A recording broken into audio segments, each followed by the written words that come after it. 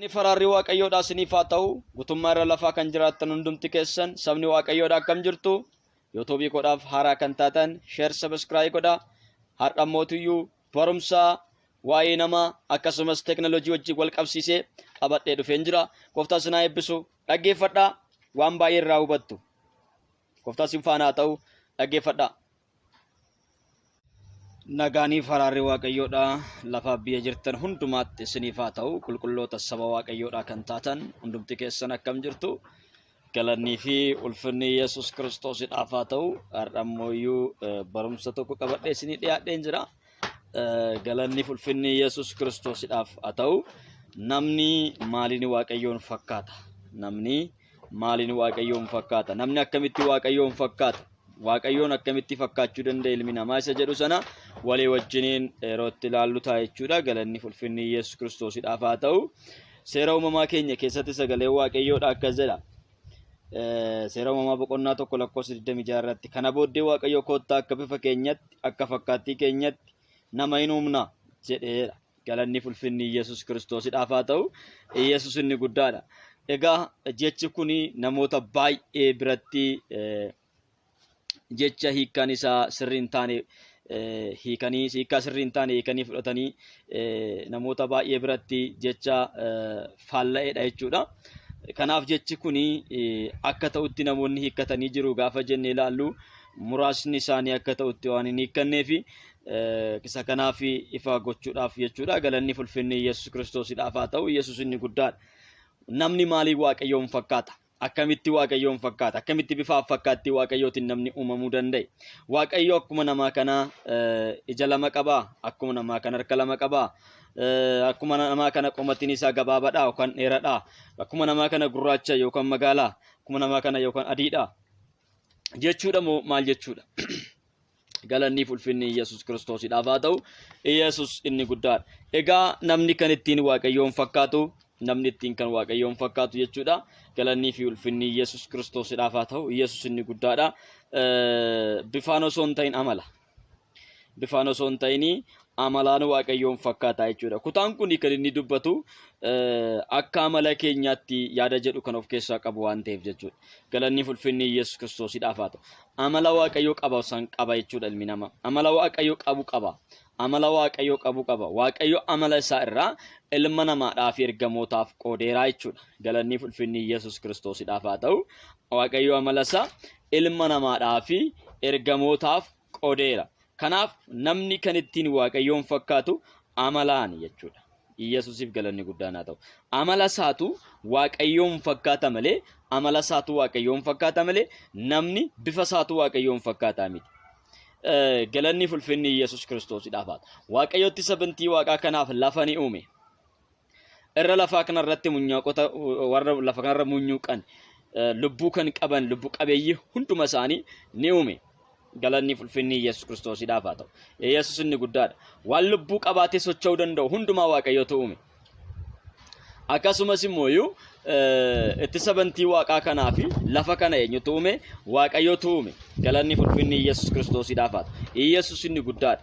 Kanaaf namni immoo amala waaqayyummaa sana of keessaa waan qabuuf amala waaqayyoo sana waan qabuufi amala waaqayyoodhaa sana of keessaa waan qabuufi ilmi namaa immoo waaqayyootti aanee wantoota baay'ee uumeera. Galanni fi ulfinni Yesuus Kiristoosiidhaaf haa ta'u. Yesuus inni guddaadha. Amala isaa waaqayyo ilmaan namaadhaaf waan qoodeef. Amala isaa waaqayyo ilmaan namaadhaaf waan qoodeefi ilmaan namaa jechuudha. Amala waaqayyo irraa fudhatan sanaan uumuu danda'anii jiru. Waaqayyo wanta hin jirrerraa waan jiru uumeera. Wanta hin jirrerraa jechuudha. Lafti kun hin jirtu turte akka jiraattu godheera. Samiin kun hin jiru ture akka jiraatu godheera. Namni hin jiru ture akka jiraatu godheera. Munyuuqaan lafa kanarra munyuuqan hundumti isaanii hin jiranii akka jiraatan godheetu jira. Bishaan hin jiru ture akka jiraatu godheera. Galanni fi ulfinni Yesuus Kiristoosiidhaaf haa ta'u. Lafti hin jirtu turte akka isheen jiraattu waaqayyo godheera jechuudha. Wanta hin jirre waaqayyo gara jireenyatti fideera. Ilmi namaa immoo wanta hin jirre gara jireenyatti fiduu hin danda'u. Ilmi namaa wanta hin jirre gara jireenyatti fiduu hin danda'u. Waan hin jirre tokko uumuu hin danda'u ilmi namaa jechuudha. Waan hin jirre haga ammaatti ilmi namaa waan hin jirre kalaqee hin jiru. Waan hin jirre kan kalaqee hin jiru. Waan hin jirre kan uume ilmi namaa hin jiru jechuudha. Ilmi namaa waan jirurraa waan hin jirre uuma. Ilmi namaa waan jirurraa waan hin jirre uuma. Waaqayyo garuu waan hin jirrerraa waan jiraatu uume. Galanni fulfinni Yesuus Kiristoosidhaaf. Yesuus inni guddaadha. Kanaaf garaagarummaan waaqaa fi namaa isa kana jechuudha. Namni waan jiru irraa waan waaqayyo uume irraa ka'ee wanta hin jirre uume. Fakkeenyaaf nama sirriitti xiyyeeffannoo itti kennee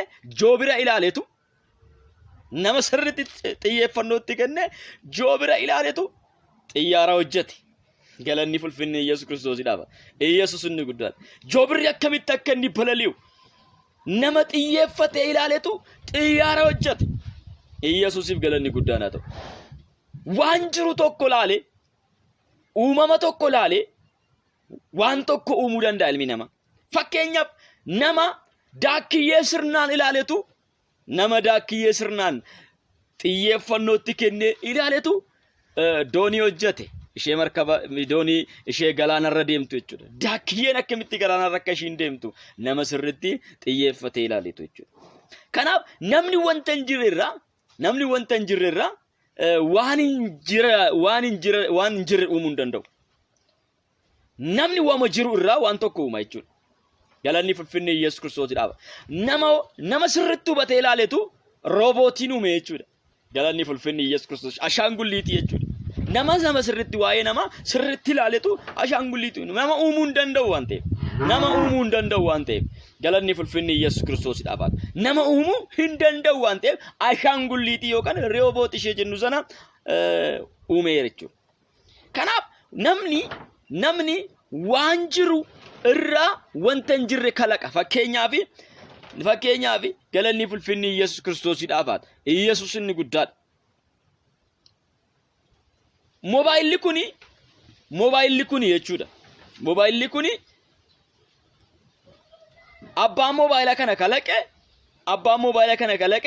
moobaayila kana wanta hin jirre irraa fideetii miti inni kalaqe. Wanti jiru hundumtuuyyuu waama jiru irraa pilaastikii isa alaa mul'atu kana sisteemota keessaa fuullee fillafiitii kana wanta kana hundumaayyuu waan waaqayyo uume irraa waan jalqaba waaqayyo kalaqe irraa moobaayila tolchee namoonni akka ittiin wal dhaggeeffatan yookaan akka ittiin walii wajjin haasa'uu danda'aniif isa kana hojjete jechuudha.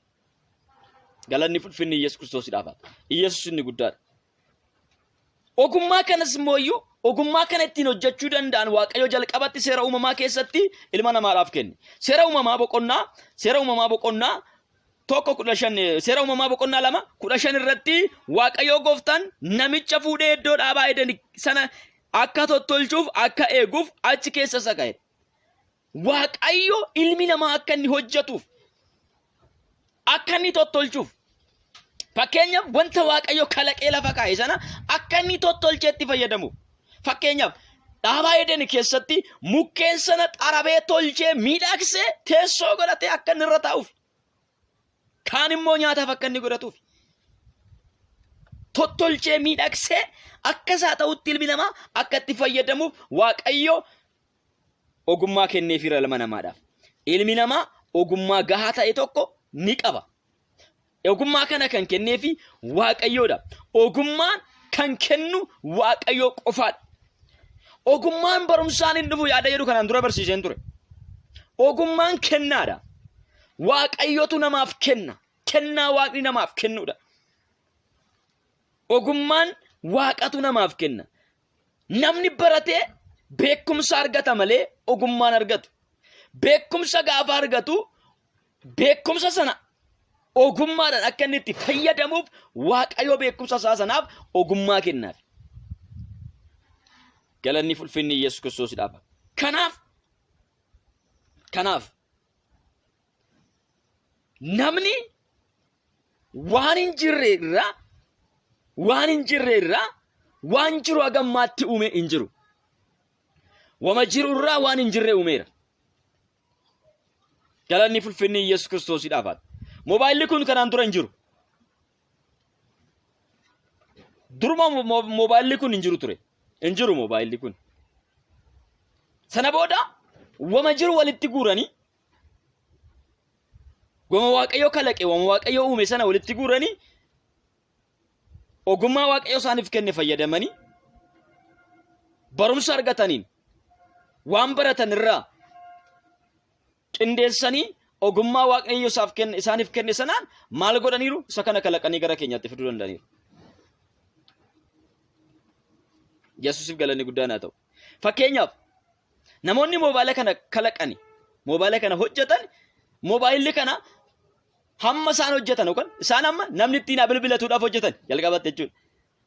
Garuu namni sanaa ol immoo ergaa isaan hojjetanii gadhiisanii booda namni immoo moobaayila isaan bilbila qofaaf hojjetan sana waan biraadhaafis akka isheen hojjettu gochuu danda'aniiru. Fakkeenyaaf moobaayila kana jechuudha. Bilbila qofaaf nan fayyadama gaafan jedhe bilbiluma qofa fayyada. Waan biraas immoo nan fayyadama gaafan jedhe sisteema garagaraadhaan ogummaa garagaraa namni qabu. Moobaayila kanaan wanta baay'ee hojjechuu danda'a. Waan baay'ee hojjechuu danda'a. Waan gaariis hojjechuu danda'a. Waan badaas hojjechuu danda'a moobaayila kanaan. Abbaan moobaayila kana hojjete garuu sisteemoota kanneen yookaan immoo wantoota kanneen beekuu dhabuu danda'a.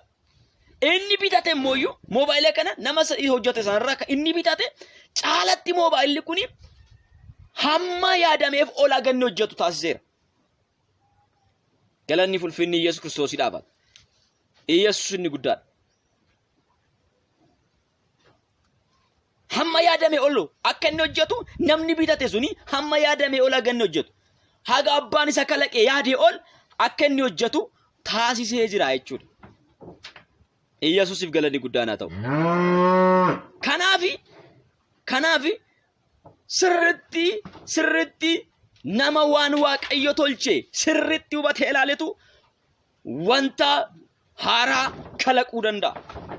Kanaaf ogummaa Waaqayyo siif kennetti gaafa fayyadamte waan guddaa hojjettee nama biraan ga'uu dandeessu. Teknooloojiin garagaraa baay'een amma gadhiifamaa jira. Galanni fulfinni Yesuus Kiristoosiidhaaf haa ta'u. Yesuus inni guddaan. Teknooloojiin amma bal'atee jira. Baay'ee tokko bal'atee jira. Daangaa darbaa bal'atee jira.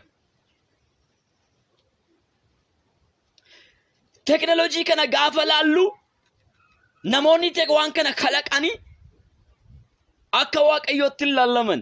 Maaliif waan hin jirre irraa fiduu hin dandeenye ogummaa Waaqayyoo irraa argataniin barumsa argataniif ogummaa Waaqayyoo irraa argataniin waan hin jirre sana kalaqanii jiru.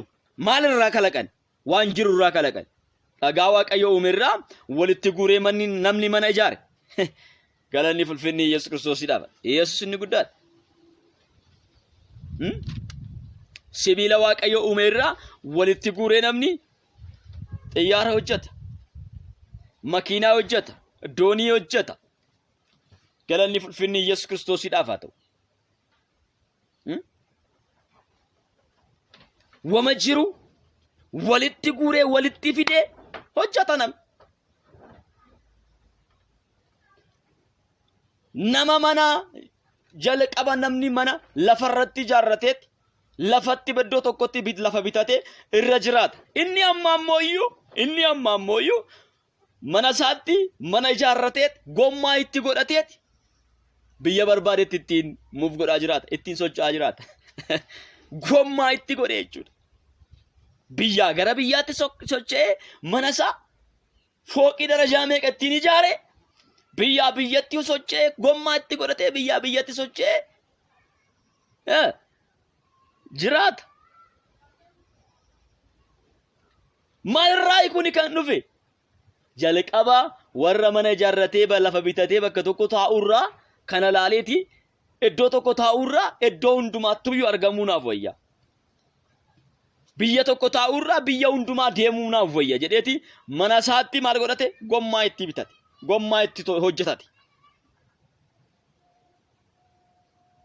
Kanaaf teknooloojiin ganaas ni bal'ataa ganaa dhufas wanti haaraan. Wanti haaraan baay'een ganaa dhufa. Amma duras kan dhufe kana booddees kan dhufu waan hin jirree miti waan jiru. Wama jirurraa wanti hin jirre uumama. Waaqayyo garuu waan hin jirrerraa waan jiru uume. Namni hin turre nama uumeera. Lafti hin turre lafa uumeera. Samiin hin turre samii uumeera. Biiftuun hin turre biiftuu uumeera. Jiin hin turre ji'a uumeera. Urjoonni hin turre urjoota uumeera Waaqayyo. Galanni fulfinni Yesuus Kiristoosiidhaaf haa ta'u. Yesuus inni guddaadha. Urjoota Waaqayyo uume kana nama sirriitti ilaaletu ampuulii nuuf hojjete. Namichaan ampuulii hojjete yeroo baay'ee ergatti dadhabee booda milkaa'e. Amma addunyaan hundumti isaaniiyyuu karaa ittiin ifa ittiin argatan jechuudha. Namni jalqabee garuu ampuulii kana hojjete yeroo baay'ee shaakale. Namni waan tokko gaafa hojjetu shaakala baay'ee yeroo baay'ee erga shaakala baay'ee nama dadhabsiisu baay'ee erga shaakalee booda waan tokkotti ba'a. Waaqayyo garuu lafa uumuudhaaf shaakalinni shaakalee hin jiru. Samii kana uumuudhaaf shaakalinni shaakalee hin jiru. Biiftuu uumuudhaaf shaakalinni shaakalee hin jiru. Uumee harkaan tattabalaashifne harkaa hin babbanne. Ta'i jennaan taate malee. Nama harka isaatiin tolche. Al tokkicha tolche. Kanaaf Waaqayyo teknoolojii amma bal'atee kanaa gararraadha. Galanni fulfinni Yesuus Kiristoosiidhaaf haa ta'u. Yesuus inni guddaadha. Kanaaf amma boodas ni ka'a teknoolojiin amma boodas ni dhufa ni bal'ata. Ashuu haa bal'atu. Waaqayyo ogummaa namaaf kenna. Waaqayyo hubannaa namaaf kenna. Yesuusiif galanni guddaan haa ta'u. Waaqayyo hubannaa namaaf kenna. Ogummaa Waaqayyotu namaaf kenna. Namni tokko meeshaa tokko gaafa kalaqu ittiin beekamtii argachuudhaaf malee ittiin nama ajjeesuuf miti. Inni kan biraa immoo isa namni sun ittiin beekamtii argachuudhaaf kalaqe sana badiidhaaf fayyadamuu danda'a. Fakkeenyaaf bilbiluma kana jechuudha. Inni tokko inni hojjete gaarummaadhaaf namni biyya fagoo jiruu fi namni biyya walirraa fagaatanii jiran akka wal qunnamaniif wal qunnamtii namoota akka ta'uuf yookaan immoo namoonni akka wal qunnamaniif inni kana hojjeteera. Inni kan biraa immoo isa kana fuudhee waan biraadhaaf hojjeta. Badii biraadhaaf hojjeta. Kanaaf teknooloojiin akka abbaan itti fayyadamedha. Fakkeenyaaf aappiin Googil jedhamu wantummaan inni gologgolee hin finne hin jiru. Nuti garuu warri kan kiristaanotaa aappii kana wangeelaaf itti fayyadamne. Hojii wangeelaadhaaf itti fayyadamne. Waan nuti ajajne nuu fida. Waan nuti ajajne jechuudha. Waan nuti barbaanne gaafa nuti waan barbaannu nutu gaafata. Waan nu barbaanne sana nuu fida. Aappicha sana inni kan biraa immoo maaliif fayyadama? Hojii illuminaatiidhaaf fayyadamuu danda'a. Hojii sheexanaadhaaf fayyadamuu danda'a. Waan biraadhaaf fayyadamuu danda'a. Kanaaf teknooloojiin jalqabatti teknooloojiin cubbuus miti akkasumas immoo qulqulluus miti. Teknooloojiidha waan ta'eef. Siisteema jechuudha. Abbaan waan barbaadetti fayyadamuu danda'a. Ani wangeelaaf gaafa itti fayyadamu inni kan biraa immoo waan biraadhaaf itti fayyadamuu danda'a.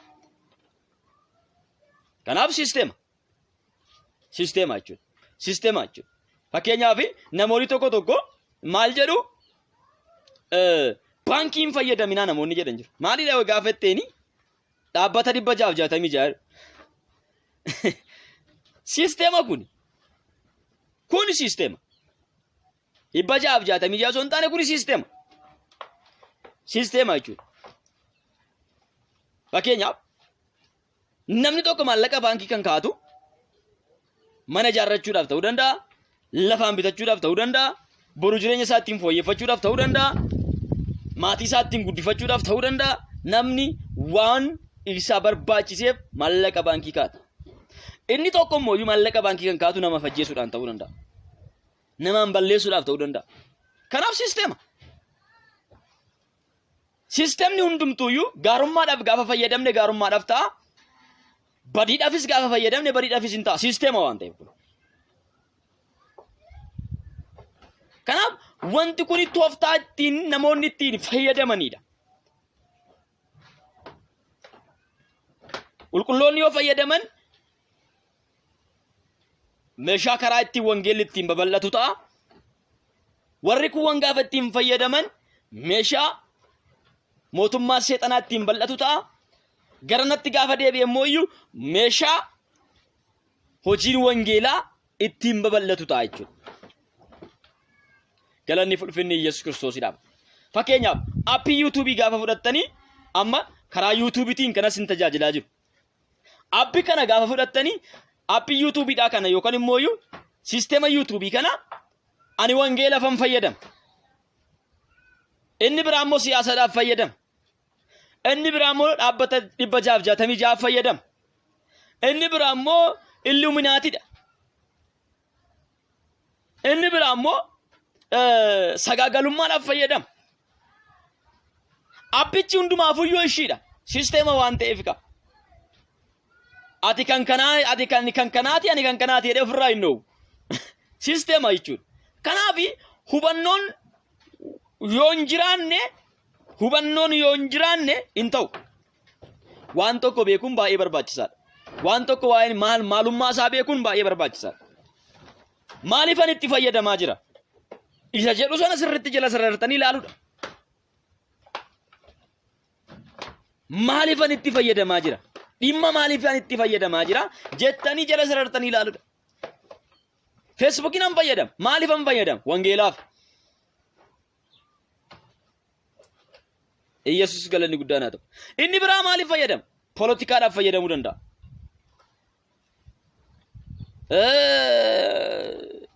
Jireenya gadhiisiisa kan biyya lafaa kanaa yookaan immoo ittiin nama ajjeesuudhaaf fayyadamuu danda'a. Sisteema waan ta'eef. Kanaaf sisteemni hundumti isaaniiyyuu cubbuu miti. Sisteema waan ta'eef. Namichaa fayyadamu sanaadha. Cubbamaan namichaa fayyadamu sanaadha. Sisteema miti. Namichaa sisteema sana fayyadamudha. Sisteema sana akkaataa inni itti fayyadametu cubbuu isa taasisa. Akkaataa inni itti fayyadametu qulqulluu isa taasisa. Malee sisteemichi mataan isaa cubbuu miti. Ogummaa kana ilmaan namoodhaaf kan kenne Waaqayyoodha. Galanni ulfinni Yesuus Kiristoosidhaaf haa ta'u. Yesuus inni guddaadha. Fakkeenyaaf ani guyyaa kanatti wangeela gaafa lallabe akkam gaafa gabaarratti yoo ta'e duraan baay'ee nan lallaba wangeela gabaarratti waan ta'eef gabaarratti yoo ta'e namoota baay'ee dhageessisuu nan danda'a. Lafa gabaarratti yoo ta'e namoota baay'ee dhageessisuu nan danda'a. Garuu hammisaa gabaa tokko irratti kan waan ta'eef naannoo ani jiru san keessaa yookaan immoo naannoo ani jiru san keessaa hin ba'u. Oromiyaa keessa taa'etan gabaa Oromiyaa keessaa takkatti gaafa lallabe jechuudha. Oromiyaa keessa naannoo biraatti hin tarkaanfatu. Inni sisteemni yuutuubii kun yookaan immoo feesbuukiidha. Sisteemni kun isa kanaan gaafa lallabnu addunyaa mara gisee tokko wal ga'uu dandeenya. Inni barbaade ni dhaggeeffata, inni hin barbaanne immoo dileet yookaan immoo ofirraa bilookna gochuu danda'a jechuudha. Kanaaf inni barbaadu akka dhaga'u inni hin barbaanne immoo bilook akka inni godhutti addunyaa hunda gisee tokkoon waliin ga'uu danda'a jechuudha. Kanaaf sisteema baroota keessatti dhufanii akka ta'utti itti fayyadamuun nurra jira. Hin jennee kunis cubbuudha, sunis cubbuudha gaafa jennee raawwatanii akka biyya lafaa keessaa ba'aniif osoo hin ta'iin isa hamaatti akka isaan hedduuf jedhe Yesuus. Yesuusiif galanni guddaan haa ta'u. Ani isaaniif sin kadhadha erga jedhee booda Yesus raawwatanii biyya lafaa keessaa akka isaan ba'aniif osoo hin taane hamaa biyya lafaatti akka isaan eegdufan si kadhadha. Hamaarraa akka isaan eegduuf teknoolojii kana haminatti kan fayyadame hamaadha. Qajeelummaatti kan fayyadame teknooloojichi qajeeladha. Karaa abbaan itti fayyadame jechuudha. Siisteema waan ta'eef. Gooftaan sin haa eebbisu. Barri keessan haa eebbifamu. Jireenyi keessan haa eebbifamu.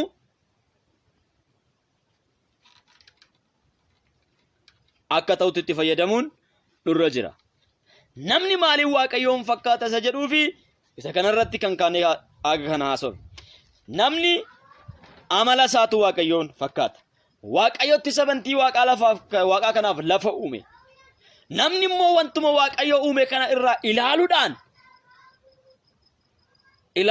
jechuudha. Galanni ulfinni Yesus Kiristoosidhaaf. Yesus inni guddaadha. Wantuma Waaqayyo uume kana ilaaluudhaan waan hin jirre uumeera. Inni mana hojjete, inni makiinaa hojjete, inni xiyyaara hojjete, inni doonii hojjete, inni bilbila hojjete, inni televezyiinii hojjete, inni aappiiwwan kanneen hojjete. Hundumti isaaniiyyuu waan jiru irraa ka'anii waan hin jirre kalaqan jechuudha. Yesuusiif galanni guddaan haa ta'u. Kanaaf siistemni mataan isaa maalidha? Cubbuu miti waan ta'eef akkaataa nuti itti fayyadamnetu cubbuu godha. Akkaataa nuti itti fayyadamnetu qulqulluu godha waan ta'eef kanaaf siistemicha kan itti fayyadamtan akka ta'utti ta'uu qaba. Gooftaan sin haa eebbisu. Guddaa sin jaaladha. Akka sin jaaladhuuf sin kabaju isinuu gaarii gootanii beektu. Yuutuubii koo sheer sabiskiraayib gochuudhaan maatii ta'a. Warri haaraa taatan sheer godhaa, sabiskiraayib godhaa. Akkasumas immoo warri maatii yuutuubii kootii taatanii hundumti keessanuu sheer gochuudhaan namoota hunda biraan ga'a. Barumsa waliif dabala, ogummaa waliif dabala. Gooftaan sin haa eebbisu. Barri keessan jireenyi keessan kan eebbifame haa ta'u, eebbifamaa guddaa akkas sin jaaladhuuf sin kabaju isinuu gaarii gootanii beektu. Eebbifamaa jabaadhaa. Maatii Waaqayyo Gooftaan sin haa eebbisu. Barri keessan haa eebbifamu. Jireenyi keessan haa eebbifamu. Hojiin keessan haa eebbifamu. Karoorri keessan kan eebbifame haa ta'u. Eebbifamaa baay'ee gaariidha. Aappiin yuutuubii baay'ee gaariidha. Maaliifi wangeelaa ittiin lallabuudhaaf, wangeelaa ittiin hojjechuudhaaf karaa guddaa nu baneera waan ta'eef. Galanni ulfinni Yesus Kiristoosidhaaf haa ta'u. Yesus inni guddaadha. Aappiin waatsaappiidha. Waldaa kiristaanaa qilleensa irratti jechuudha. Kana jechuun karaa aappii waatsaappiitiin waldaan kiristaanaa baay'een banamtee yookaan immoo waldaan kiristaanaa baay'een dhaabattee tajaajilaa jirra. Galanni ulfinni Yesus Kiristoosidhaaf haa ta'u. Yesus inni guddaadha. Kana maaltu godhe? Teknooloojiidha. Kana maaltu fide? Teknooloojiidha. Galanni ulfinni Yesus Kiristoosidhaaf haa ta'u. Yesus inni guddaadha. Keessattuu aappii waatsaappii namni kalaqe jechuudha. Waaqayyo ammayyuu sammuusaa haa bal'isuuf. Ammayyuu ogummaa haaraa haa dabaluuf. Galanni ulfinni Yesus Kiristoosidhaaf haa ta'u. Aappii sanaan namoonni baay'een fayyanii jiru. Aappii sanaan namoonni baay'een baratanii jiru. Aappii sanaan namoonni baay'een waaqeffachaa jiru. Aappii sanaan namoonni borarraa fagoo jiran bira gahanii walii wajjin waaqeffachaa jiru.